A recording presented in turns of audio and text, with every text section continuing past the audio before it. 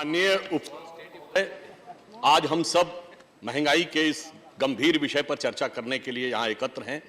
विगत कई दिनों के उग्र वाक युद्ध के बाद आज यह चर्चा हो रही है और चर्चा के दौरान भी हमने देखा कि विपक्ष के कई सदस्यों का बड़ा आक्रोश, आवेग और नयन सुख की कथा सभी चीजें व्यक्त की गईं। परंतु अभी कुछ देर पूर्व जो एक दृश्य सदन में दिखा था कि जब ऐसा लगा था कि वो नयन को सुख देने वाला नहीं था कि जब विपक्ष की लगभग सारी सीटें खाली नजर आ रही थीं, परंतु अच्छा हुआ कि विपक्ष ने अपनी जगह पहचान ली और समय रहते हुए आंशिक उसकी भरपाई कर दी। अब मैं यह कहना चाहता हूं, विषय पे आ रहा हूं, विषय सुनने वालों के मन में विषय के प्रति कितना अगाध स्नेह था ये उनके उस कार्य से दिख रहा था। अब मैं विषय पे आता हूं। विषय बहुत व्यापक है, महंगाई का विषय बहुत व्यापक है, इसलिए इसको गंभीरता से और व्यापकता से समझने की आवश्यकता है। आज यह बताया जा रहा है कि महंगाई बहुत गंभीर स्थिति में है, परंतु मैं अभी याद दिलाना चाहता हूं कि 2019 का लोकसभा चुनाव एकमात्र ऐसा चुनाव था जिसमें महंगाई मुद्दा नहीं था, और 2004 का लोकसभा चुनाव छोड़ दें, अन्यथा हर चुनाव में महंगाई मुद्दा होता था। आज की महंगाई की हम बात करें तो भारत में रेट ऑफ इन्फ्लेशन जो अगस्त के महीने की है वो 7.01% है।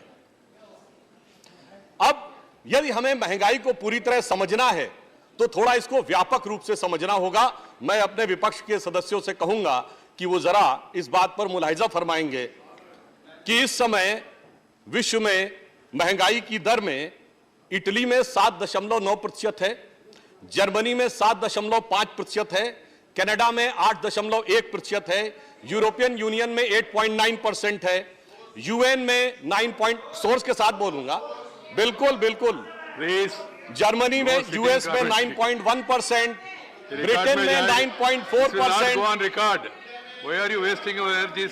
स्पेन में 10.8%, चाइना में 2.5% है। चाइना में इसलिए कम है क्योंकि उनके कंज्यूमर प्राइस इंडेक्स का जो क्राइटेरिया है जिसमें उन्होंने फूड और क्लोथिंग को ज्यादा महत्व दे रखा है, and the source is south China morning post, उन्होंने अपनी रिपोर्ट में इस बात को दर्ज किया है। अब आप आइए महंगाई की दर। आज ये कोई मुश्किल बात नहीं है कि पूरे दुनिया के देशों में महंगाई की दर क्या है, जाके चेक कर लीजिए। भारत की महंगाई की दर 7% है। दुनिया में 63 देश ऐसे हैं जहां महंगाई की दर 10% से ऊपर है। इतना ही नहीं है, कुछ देशों में 50%, 100% और कुछ देशों में 200% भी महंगाई की रेट है। इसके बावजूद हमारे देश में 7% महंगाई की रेट है। महंगाई है, मैं इससे इनकार नहीं करता हूं, परंतु अब मैं आपको और भी सोर्स के साथ बताता हूं। समस्या सिर्फ इतनी ही व्यापक नहीं है, इसकी व्यापकता पे ध्यान दीजिए। विश्व की सबसे बड़ी अर्थव्यवस्था अमेरिका, उसमें पहली बार अपना स्ट्रेटेजिक ऑयल रिजर्व खोला in order to curtail inflation, and the source is 23 November 2021 White House की प्रेस रिलीज। कभी बताइए आपको ज्ञात इतिहास में ध्यान हो, बहुत बड़े बड़े विद्वान ज्ञाता लोग हैं हमारे विपक्ष में, जब उन्हें याद हो कि अमेरिका ने महंगाई को नियंत्रित करने के लिए अपना स्ट्रेटेजिक ऑयल रिजर्व खोला हो, और उस खोलने के बाद कितना अंतर आया है। अमेरिका के एनर्जी डिपार्टमेंट की प्रेस रिलीज 26 जुलाई 2022, वो ये कहती है कि स्ट्रेटेजिक ऑयल रिजर्व खोलने के बाद भी 40 सेंट पर गैलन ही कम हुआ है। यानी समस्या कितनी व्यापक और गहरी है उसे समझने के लिए यह आवश्यकता, बिल्कुल साहब टू दी पॉइंट बोल रहे हैं। जब आप बात करने का प्रयास करते हैं तो समस्या कितनी व्यापक है उसको समझने का प्रयास करिए। समस्या, सब्जेक्ट है महंगाई, और महंगाई की बात मैं यह भी कह रहा हूं, हमारे विपक्ष के सबसे प्रमुख नेता ने जिस धरती से जाके ज्ञान दिया था उस धरती पे 9.4% है ब्रिटेन में। ये बताइए वहां से जाके महंगाई की बात की थी। हम विषय पे बात कर रहे हैं, और इसलिए विषय पे बात कर रहे हैं चूंकि आपने वहीं से जाकर महंगाई के बारे में सबसे पहले बताया था। अब मैं यह भी बताता हूं कि विश्व में महंगाई की समस्या सिर्फ इतनी नहीं है। हम सबने, जी हम बिल्कुल बता रहे हैं, रिकॉर्ड में नहीं जाएगा। दुनिया में ही, देश में नहीं, दुनिया में भी क्या स्थिति है समझने की जरूरत है। आप हमारे मकान की मजबूती की बात कर रहे हैं तो जलजले पर भी नजर डालिए। और चाइना के अंदर भी मीडिया में ये रिपोर्ट है कि कितने बैंक जिन्होंने अपना डिफॉल्ट कर दिया पेमेंट, उसका तो लोकसभा में वित्त मंत्री महोदया ने विवरण दिया है। यूनान प्रोविंस में यह भी रिपोर्ट है कि बैंकों के बाहर टैंक लगाने पड़े। यानी यह स्थिति है विश्व में चारों तरफ अर्थव्यवस्था की। और समस्या सिर्फ इतनी नहीं है, आज यह कहा जा रहा है कि हम लोग मंदी की तरफ जा रहे हैं। महंगाई से बड़ा विषय सभापति महोदय मंदी का है, और इस पर फिर सोर्स के साथ बोल रहा हूं, ब्लूमबर्ग की पूरी दुनिया के भारत सहित देशों के बारे में मंदी की रिपोर्ट भी उपलब्ध है, जिसके अनुसार इस समय अमेरिका के मंदी में जाने की संभावना है 38%, यूरोपियन यूनियन की है 50%, चीन की है 20%, ऑस्ट्रेलिया की है 20%, और साउथ कोरिया और जापान की है 25%। अरे सुनिए तो, अरे आप पूरी बात, सभापति महोदय देखिए, मैं ये चाहूंगा कि सब लोग शांति से सुने तो बेहतर बात रहती है। सभी के लिए यही मेरा सूचना है। अब मैं आ रहा हूं के बारे में कमेंट मत करिए। अब ब्लूमबर्ग के अनुसार भारत की अर्थव्यवस्था को मंदी में जाने की संभावना है 0%। विषय पे आ रहा हूं, इसलिए मैं कहना चाह रहा हूं, मैं क्यों विषय बता रहा था। अरे हमारी हालत तो वो है कि समुद्र में सुनामी आई हुई है, अगल बगल के जहाज पलटे गिरे जा रहे हैं, हमारा कैप्टन कितनी सावधानी के साथ जहाज को लेकर आगे जा रहा है, और ये कह रहे हैं कि अगल बगल के पलटते जहाजों को मत देखो, हमारे जहाज पे आते हुए हिचकोले को देखो। तो मैं कहना चाहूंगा कि हमारे प्रधानमंत्री मोदी जी तो इस प्रकार की परिस्थितियों के आदी रहे हैं।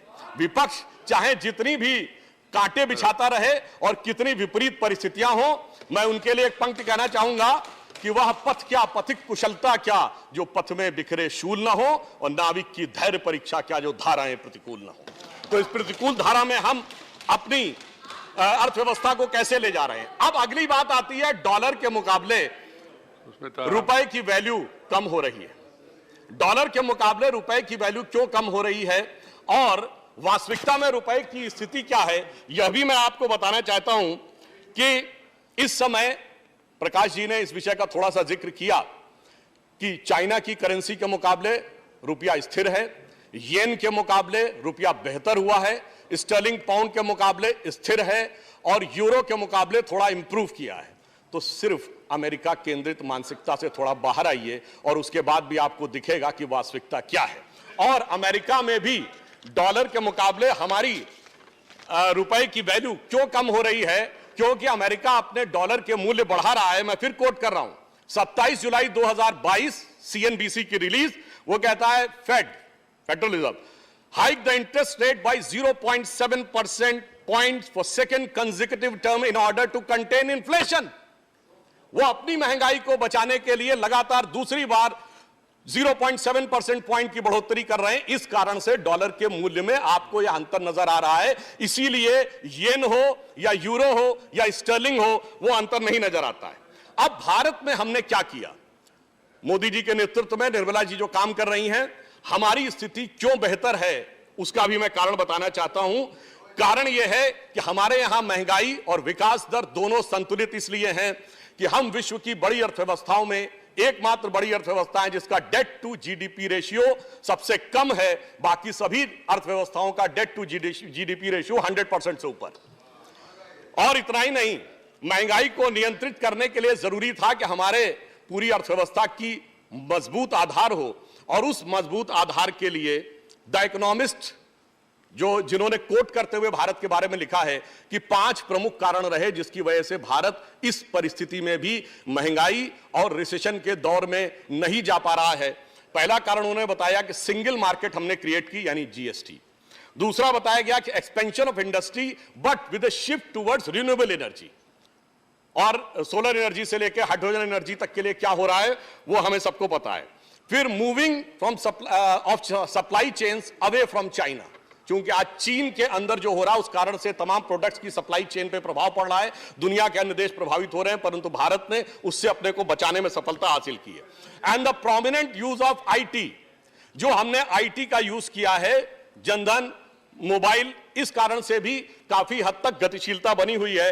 And the high welfare society, इस विपरीत परिस्थितियों में गरीबों को किस प्रकार से जन कल्याणकारी योजनाएं चलानी चाहिए, वो उस कारण से भी हमारी स्थिति अच्छी है। और इसीलिए जो इंटरनेशनल इकोनॉमिक रेजिलियंस की रैंक में हमारी रैंक बढ़ने के बारे में भविष्यवाणी की गई है कि भारत अब हो सकता है कि जर्मनी और कनाडा के बाद सबसे बेहतर इंटरनेशनल इकोनॉमिक रेजिलियंस की दृष्टि से सेकंड रैंक पर पहुंचने की संभावना है।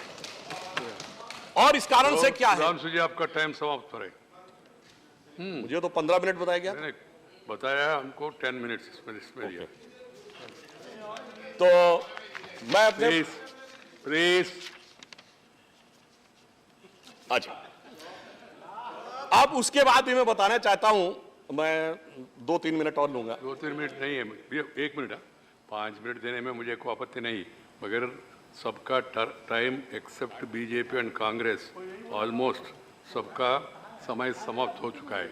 कुछ पार्टी ने सुबह नाम नहीं दे पाया, वो लोग अभी नाम दे रहे हैं, तो इसको 1-1 मिनट दियो तो भी उसमें समय लगेगा। हमारे पूर्ववर्ती वक्ता ने समय से पहले समाप्त कर दिया था। ऐसे नहीं, मैं तो भैरव साहब है इसे। खैर, उसके बाद भी मैं कहना चाहता हूं, मैं जल्दी समाप्त करने का प्रयास करता हूं सर। उसके बाद भी हमारा फॉरेन, आप समर्थमान है, प्रयास करने की जरूरत नहीं जी देखिए, उसके बाद भी हमारा फॉरेन एक्सचेंज रिजर्व इस समय ऑल टाइम हाई है, all time high foreign direct investment है। इसके बावजूद, जबकि यह भी यथार्थ है कि कुछ काम ऐसे हैं जो सिर्फ केंद्र सरकार कर रही, राज्य सरकारें नहीं कर रही हैं। जैसे नंबर 1, 80 करोड़ लोगों को अनाज देना, नंबर 2, सबको मुफ्त टीका लगवाना, नंबर 3, चाइना के सीमा के ऊपर भारी इंफ्रास्ट्रक्चर डेवलपमेंट करना, वहां पे कॉस्ट कई गुना ज्यादा आती है सामान्य उससे। इसलिए अब मैं यहां पर यह भी कहना चाहूंगा कि अगर आप पूरी तरीके से एनालिसिस करना चाहें घर के अंदर भी, तो हम यह भी बताना चाहेंगे कि इस समय कुछ राज्य ऐसे हैं जिनकी की परसेंटेज ऑफ इन्फ्लेशन राष्ट्रीय औसत से ज्यादा है, जिसमें तेलंगाना है, उसका 9.4% है, एडेलविस सोर्स है इसका, मैं अपने विपक्षी सदस्यों के लिए बता देना चाहता हूं, और बंगाल का 8.27% है, राजस्थान का 7.36% है। तो हम विराट दृष्टि से देखें या सूक्ष्म दृष्टि से देखें, हमें दोनों दृष्टि से यह समस्या समझ में आ रही है। परंतु मैं यह भी बताना चाहता हूं कि महंगाई की जब बात होती है सभापति महोदय, तो सिर्फ पिछली सरकार के जमाने की बातें नहीं बताई जाती। हम लोगों से कहा जाता है, आज तो यूट्यूब पे खूब अवेलेबल हैं लोगों के वीडियो, 50 साल की सबसे बड़ी महंगाई, 50 साल की सबसे बुरी अर्थव्यवस्था। मुझे याद आता है सभापति महोदय, हम 2022 में हैं, ठीक 50 साल पहले 1972 में आज है रेट ऑफ ग्रोथ 8.5%, और उस समय क्या थी, -0.55%। और इतना ही नहीं था, याद करिए उस समय रेट ऑफ इन्फ्लेशन कितनी थी, 16%, 28% की रेट ऑफ इन्फ्लेशन। 91 में सोना गिरवी रखा गया, कहते हैं उससे बुरी स्थिति थी। इसलिए मेरा मानना है कि जो बातें कही जा रही हैं वो यथार्थ पे कहें। मैं समराइज करते हुए कहना चाहूंगा, महंगाई को लेकर कितनी शिद्दत है हमारे विरोधियों में, हमें ध्यान आता है। अभी कुछ दिन पहले कांग्रेस पार्टी की तरफ से एक प्रेस कॉन्फ्रेंस हुई जिसमें जिक्र किया गया कि 1 साल पहले जयपुर में एक रैली की थी महंगाई के लिए, मगर उस रैली में महत्वपूर्ण बात यह है कि कांग्रेस के चिर युवा नेता ने 10 मिनट हिंदू बनाम हिंदुत्व पर भाषण दिया था। यानी यह दर्शाता है कि दिल में क्या है और वास्तविकता में क्या है। परंतु इससे मुझे एक बात याद आई, मुझे लगा कि उनकी सोच बहुत सही थी, क्योंकि जिस जमाने में, I have to call the other person. I'm sorry. Please. बस मैं समाप्त करता हूं, करिए। बस 2 लाइनें समाप्त कर रहा हूं। जिस जमाने में, याद करिए, जब उनकी सरकार थी तो रेट ऑफ ग्रोथ 2% थी, जिसको मजाक बनाया जाता था, हम लोगों का कहा जाता था ये 2% हिंदू ग्रोथ रेट है, और अब 8.5% है, ये हिंदुत्व की ग्रोथ रेट है। इसलिए ये अंतर है, जिनको नहीं समझ में आता था उनसे अब तक। और अंत में मैं सिर्फ ये कहना चाहूंगा कि तुलनात्मक दृष्टि से बहुत सारे आंकड़े थे, उसमें ना जाते हुए, हां, शक्ति सिंह जी ने कहा ईमानदारी से स्वीकार करिए कि महंगाई है। हम कहते हैं हां बिल्कुल है जनाब, मगर इस समय चमन में बाहर का नहीं खिजा का माहौल है। इसके बावजूद हमारे माली ने जिस ढंग से सींचने का प्रयास किया है, और आपने जो किया था, ये पंक्ति कहते हुए समाप्त करता हूं, महंगाई को लेकर जो थोड़ा कष्ट हो रहा है जनता का, उसके प्रति संवेदना व्यक्त करते हुए मैं कह रहा हूं, सुनिए, चमन को सींचने में पत्तियां कुछ गिर गई होंगी, यही इल्जाम हम पर लग रहा है बेवफाई का, मगर कलियों को जिसने रौंद डाला अपने हाथों से, वही दावा करे हैं अब चमन की रहनुमाई का। धन्यवाद।